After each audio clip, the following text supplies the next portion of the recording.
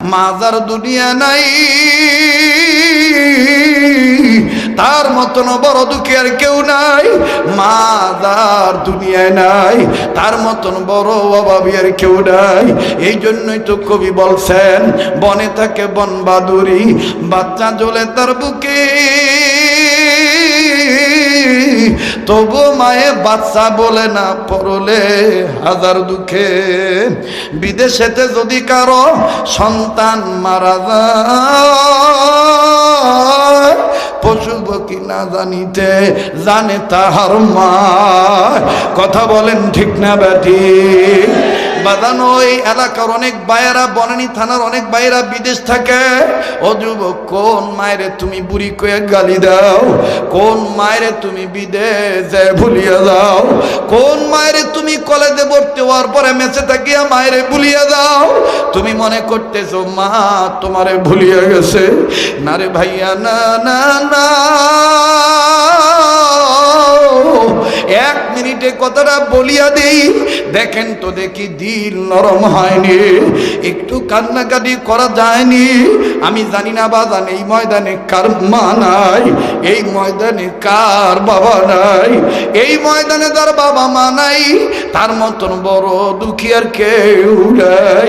বাজান রে, বাপ বড় গার্ডিয়ান, বাপ বড় অভিভাবক, কথাটা মনে পড়িয়া গেল।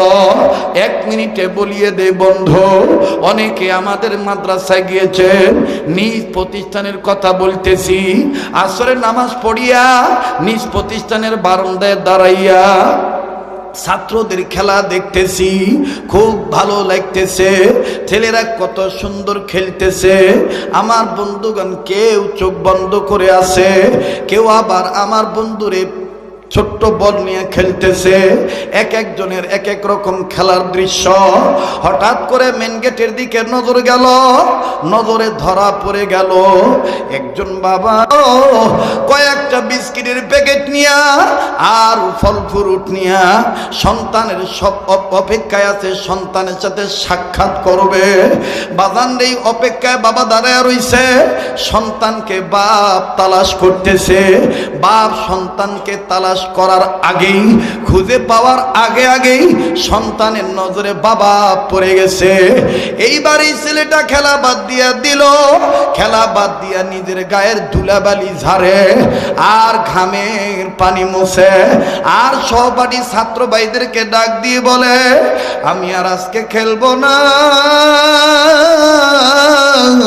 আমি আমার আব্বুর কাছে যাব। ওই যে আমার আব্বু আসছে। বাজান রে, আব্বুর কথা বলিয়া ছেলেটা দৌড় মারলো। বড় ভালো লাগতেছে ছেলেটার দৌড়ানোর দৃশ্য। ও বাজান, বাপ দেখেন কি মায়ার বাপ। আমার বাইরে দাঁত থাকতে দাঁতের মর্ম বোঝা যায় না, দাঁত পড়িয়া গেলে বোঝা যায় দাঁতের কি দাম ছিল। আজকে তোর বাপ বেঁচে আছে, তুই বাপের কদর বুঝোস না। এই বাপ যেদিন বলিয়া যাইব, ওই দিন বুঝবি কত বড় নিয়ামত হারাইলি। ওই ছাত্রটা আবার কাঁদতেছে, ছাত্রটা বাবার কাছে যাওয়ার জন্য দৌড় মারল।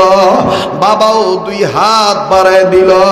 ছেলেটা বাবার কাছে যাইয়া সরাসরি যখন বাবাকে জড়ায় ধরল, বাবা ছেলের আলিঙ্গন হয়ে গেল। মহানাকা কোলাকুলির মতন দৃশ্যটা হইল। ছেলেটা বাপকে জড়ায় ধরে আব্বু বলিয়া চুমু খায়,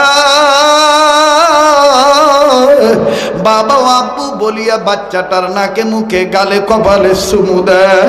বাপ ছেলের আব্বু ডাকটা খুব ভালোই লাগতেছে, কিন্তু বাজান কয়েক সেকেন্ডের মধ্যে আর একটা করুণ চিত্র ধরা পড়ল। ওই একই মাদ্রাসার আর একটা ছাত্র, আমি জানতাম না যে এই ছেলেটার বাবা নাই। এই ছেলেটা আমার কয়েক গজ থেকে